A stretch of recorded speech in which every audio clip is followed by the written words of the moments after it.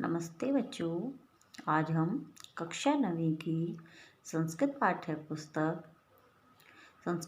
पुस्तक शेमुशी, जिसमें कि आपके कितने 12 अध्याय हैं, जिनमें से कि हम 11 अध्याय तक पहले पढ़ चुके हैं और जो 12वां अध्याय है वह आपके कोर्स में नहीं है, इसलिए हम इस 12वें अध्याय को नहीं पढ़ेंगे।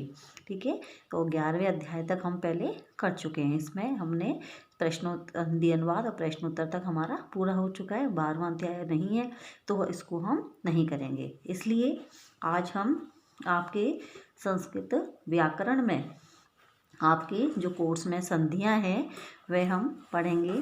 ठीक है, संधि अब हम पढ़ेंगे। ठीक है, और संधि में भी आपकी जो संधियां हैं वे देखिए, आपके में एक दीर्घ संधि है, गुण संधि है, यण संधि है और वृद्धि संधि है। ठीक है, इनको अब आज हम पढ़ेंगे। ठीक है, आज का शीर्षक हमारा है संधि। ठीक है, संधि शब्द जो है, संधि के विषय में आपने पहले भी पढ़ा होगा। और संधि का अर्थ क्या होता है? संधि का मतलब अर्थ क्या होता है? जैसे कि किसी चीज़ों को मिलाना या जोड़ना, या कहते हैं किन्हीं भी चीज़ों के मेल को हम क्या कह देते हैं? संधि कहते हैं। जिस प्रकार से कि हमारे शरीर में जो जो जॉइंट्स होते हैं, या जो क्या कहते हैं जहाँ पे मिलते हैं, जैसे कोहनी का जोड़ हुआ, घुटने का हुआ, इनका क्या कहते हैं? संधि कहते हैं। ठीक है, उसी प्रकार से अब हम संस्कृत में तो यहाँ शरीर की बात नहीं करेंगे ना, तो संस्कृत भाषा में किसका वर्ण जो होते हैं, वर्ण क्या होते हैं? वर्ण आप समझेंगे अक्षर। ठीक है, जब अपनी वर्णमाला होती है, अ से लेकर के और य तक की वर्णमाला होती है, ये सभी क्या कहलाते हैं? वर्ण कहलाते हैं। ठीक है, तो वर्णों का जो इसमें क्या होता है? मेल होता है, उसे हम क्या कह देते हैं? संधि कहते हैं। ठीक है, इसमें दो या दो से अधिक वर्णों के मेल को हम क्या कहते हैं? संधि। ठीक है, अब हम इसमें संधि की परिभाषा, संधि शब्द से परिभाषा, आप देखिए आप 9th क्लास में हैं, इसलिए आपको संधि की परिभाषा यदि आपकी परीक्षा में पूछी जाती है तो आपको वह संस्कृत में ही लिखनी, हिंदी में नहीं लिखनी होती है। कक्षा 9th और 10th में जो भी कुछ पूछा जाता है अपनी परीक्षा के पेपर में, उसमें सब कुछ हमें संस्कृत में ही लिखना होता है, सिर्फ एक हिंदी अनुवाद को छोड़कर। ठीक है, सिर्फ एक हिंदी अनुवाद ही होता है जिसको कि हम हिंदी में लिखते हैं, और बाकी सब हम संस्कृत में ही लिखेंगे। ठीक है, अब देखिए संधि शब्द से परिभाषा। संधि शब्द की परिभाषा देखिए बहुत छोटी होती है संस्कृत में, तो उसका लिखेंगे वर्ण संधानम संधि। ये 3 ही शब्द हैं इसमें इस परिभाषा, इन 3 शब्दों के अंतर्गत पूरी परिभाषा संधि की समाहित है। ठीक है, क्या परिभाषा है संस्कृत में? वर्ण संधानम संधि। वर्ण संधान को संधि कहते हैं। ठीक है, अर्थात 2 या 2 से अधिक वर्णों के मेल को संधि कहते हैं। ठीक है, वर्ण संधान को संधि कहते हैं, या 2 या 2 से अधिक वर्णों के मेल को संधि कहते हैं। इसमें वर्ण जो आया है शब्द, इसको समझना बहुत ज़रूरी है। वर्ण जैसे कि मैंने बताया था आपको, वर्णमाला में जो वर्ण होते हैं अ से लेकर के य तक, ये सभी क्या होते हैं? वर्ण होते हैं। ठीक है, तो इनमें से किन्हीं भी 2 वर्णों के मेल को, 2 या 2 से अधिक वर्णों के मेल को हम क्या कहते हैं? संधि कहते हैं। ठीक है, अब देखिए संधि के भेद, तो संस्कृत में लिख सकते हैं हम संधि के भेद। अब देखिए आपने पढ़ी होंगी संधियां कितने प्रकार की होती हैं? 3 प्रकार की होती हैं। ठीक है, पहली होती है स्वर संधि, दूसरी होती है व्यंजन संधि, और तीसरी होती है विसर्ग संधि। स्वर संधि का वो क्या कहते हैं? अच संधि भी कह सकते हैं। क्या कहते हैं इसको? अच संधि भी कहते हैं। क्यों? क्योंकि स्वर जो होते हैं, स्वर आप जानते होंगे, जैसे संस्कृत भाषा में स्वर जो होते हैं कौन कौन से होते हैं? अ, आ, इ, ई, उ, ऊ, रि, रि, लिरि, ए, ऐ, ओ, औ।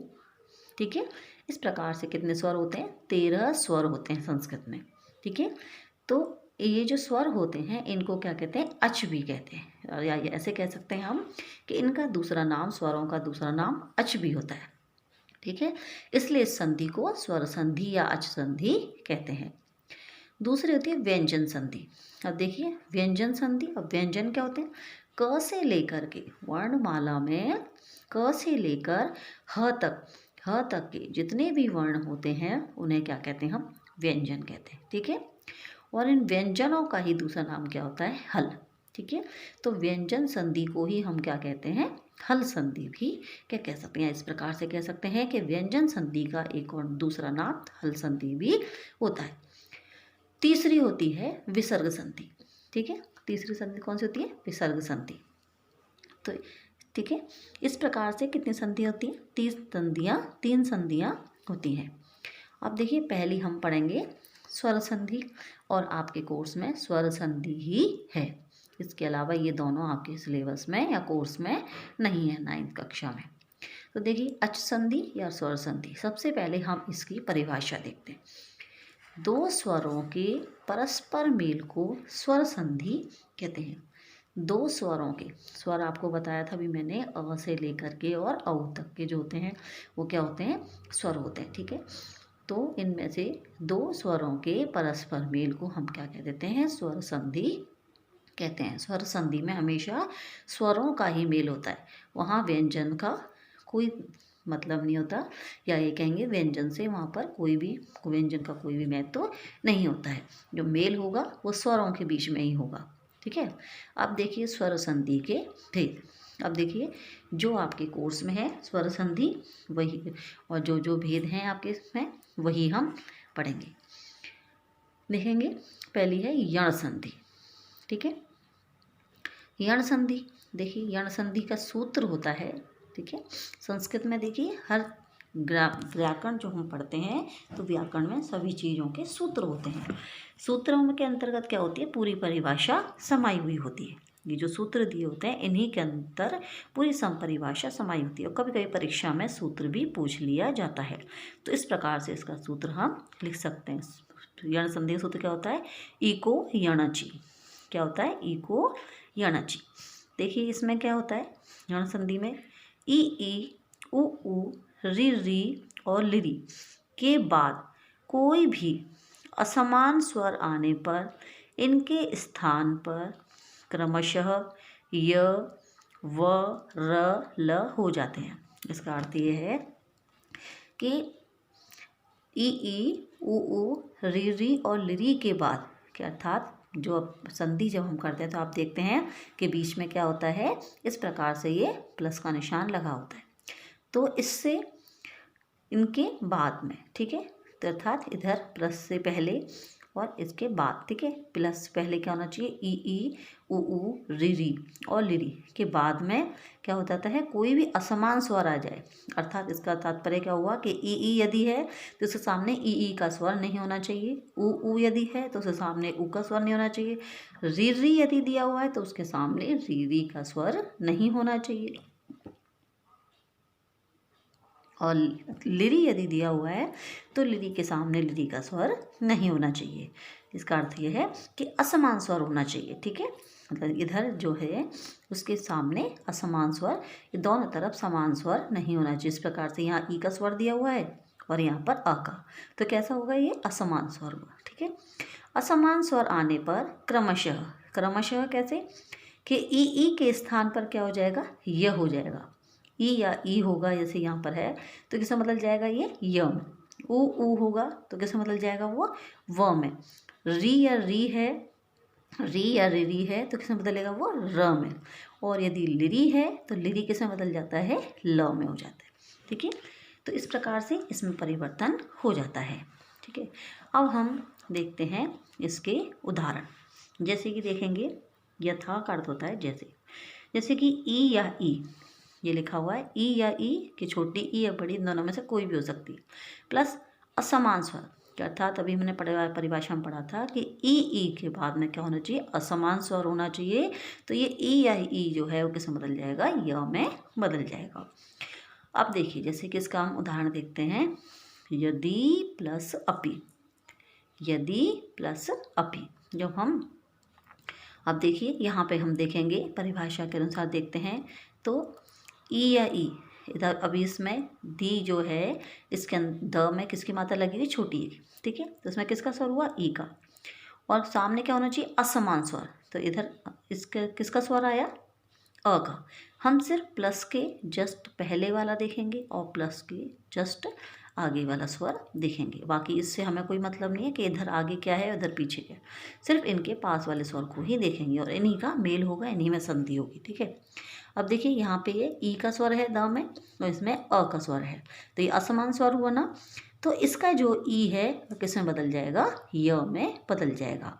किस प्रकार से, देखिए जब हम ई यहाँ पे ये द य है तो य इस प्रकार आ जाएगा और द में से हम क्या हटा देंगे, ई की मात्रा। क्यों, क्योंकि इसके स्थान पर ही क्या हो रहा है, य हो रहा है। जब ई की मात्रा द में से निकल जाएगी तो द कैसा रह जाता है, आधा, तो द कैसा रह गया, ये आधा रह गया। ठीक है, और ई की मात्रा के स्थान पे क्या आ गया, य आ गया, और जो ये य था वह कैसा है, हलंत, हलंत का अर्थ होता है आधा। ठीक है, ये कैसा है, आधा, तो इस आधे य को हमने यहाँ लिखा, लेकिन इसके सामने क्या आ रहा है, अ का स्वर। ये अ का स्वर इस य में मिल जाता है तो ये य कैसा हो जाता है, पूरा। ठीक है, और लास्ट अंत में क्या बचा, पी, तो इस प्रकार से क्या बन गया, यद्यपि।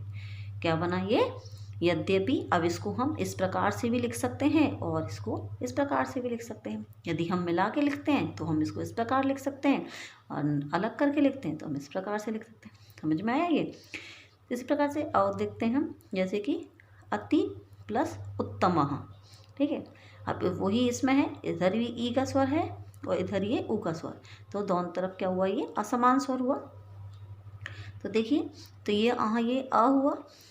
ठीक है, अब ई के स्थान पे क्या हो जाता है, य, तो त कैसा रह जाएगा, फिर ये आधा रह गया, और ई के स्थान पे क्या हो गया, य हो गया। अब देखिए य कैसा मैंने बताया था अभी, हलंत होगा वो। ठीक है, हलंत का मतलब था आधा, और आगे क्या आ रहा है, ऊ, तो य लिखेंगे यहाँ पे हम ई के स्थान पर, और ऊ की हम इसमें मात्रा लगा देंगे। ठीक है, और क्या बचा, तमा, तो इस प्रकार से क्या बनाइए, अत्युत्तमा। ये जो आपके ये जो एग्जाम्पल दिए जा रहे हैं, ये जो उदाहरण दिए जा रहे हैं, ये जितने उदाहरण आपको मैं बताऊंगी ना, ये आप बहुत अच्छी तरह से करना, क्योंकि अधिकतर मोस्टली परीक्षाओं में इनमें से ही आ जाते हैं, तो इनको आप बहुत ध्यान से करेंगे। आगे देखेंगे, इति प्लस आदि। अब देखिए इति में त के अंदर देखेंगे ई की मात्रा। ठीक है, तो ये ई की मात्रा किसमें बदल गई, य में बदल गई। पहले हम ई लिखेंगे, फिर त में से ई की मात्रा हटा दी तो त आधा रह गया, और ई के स्थान पे क्या हो गया, य, और ये आ की मात्रा हम य में लगा देंगे, और अंत में क्या बचा, दी, तो इस प्रकार से क्या बन गया, ये इत्यादि। ठीक है, इसी प्रकार से क्या बनेगा, ये प्रति प्लस एकम। देखिए प्रति प्लस एकम, इसमें भी देखेंगे ये ई की मात्रा है त में, और सामने कौन सा स्वर आ रहा है, ए का, तो इसमें देखेंगे ई की मात्रा है, तो ई की मात्रा के स्थान पे क्या हो जाएगा, य हो जाता है। तो आपको पता है ना, ई के स्थान पे क्या हो जाएगा, य, तो त कैसा रह जाता है, आधा, तो प्र लिखेंगे पहले, फिर ये त आधा लिखेंगे, ई के स्थान पे य हो गया। अब देखिए सामने कौन सा स्वर आ रहा है, ए का। ठीक है, अब ये ए का स्वर किस में मिल गया, य में, तो क्या मिलेगा, कैसे स्वर, उसकी मात्रा लग जाएगी। ठीक है, तो यदि छोटा अ होता है सामने, वो तो इसके अंदर मिल जाता है तो ये अक्षर पूरा हो जाता है, और यदि अ के अलावा कोई भी स्वर होता है तो उसकी मात्रा लग जाती है। समझ में आ गया। तो जिस प्रकार से कि इसमें यू ऊ की मात्रा लगी, इसमें आ की लगी, और इसमें ए की मात्रा लग गई, तो क्या बना ये प्रत्येकम। क्या बना, प्रत्येकम। इस प्रकार से ये उसके उदाहरण देखेंगे। और देखते हैं आगे इसके उदाहरण। देखिए जैसे देखेंगे सुधी प्लस उपास्य। अब देखिए हमने ये पढ़ा था ई या ई, तो ई छोटी भी हो सकती है और ई बड़ी भी हो सकती है। ठीक है, लेकिन स्वर तो समान है ना दोनों का। तो यहाँ पे देखिए बड़ी की मात्रा आ रही है, तो सुधी इधर बड़ी की मात्रा, और इधर असमान स्वर आया क्या, ऊ। ठीक है, तो इसको हम जब हम संधि करेंगे, इसकी संधि का अर्थ होता है मिलाना। तो कैसे करेंगे, ये सु लिखा, ध में से ई की मात्रा हटाई, क्यों, ई की मात्रा की जगह क्या हो जाता है, य, तो देखिए य हो गया, और ध कैसा रह जाता है, फिर आधा। ठीक है, तो ई की मात्रा हट गई तो उसमें से ध तो आधा रह गया, और ये य हो गया, य में लगा दी हमने ऊ की मात्रा। क्यों लगाई, क्योंकि सामने क्या आ रहा है, ये ऊ आ रहा है, और ये पास्य, तो क्या बनाइए, शुद्ध्युपास्य। अब देखेंगे आगे अगला इसका, आगे देखते हैं आगे देखेंगे इस प्रकार से नदी प्लस उद्गम, ये भी इस प्रकार से बनेगा, इसमें भी बड़ी की मात्रा है और असमान स्वर आ रहा है, तो ई की मात्रा के स्थान पे क्या हो गया, य हो गया, और ये ऊ है, इसकी मात्रा लग गई तो क्या बन गया, ये नद्योद्गम। तो इसको इस प्रकार भी लिख सकते हैं और हम इस प्रकार से भी लिख सकते हैं। ठीक है, तो इस प्रकार से ये देखेंगे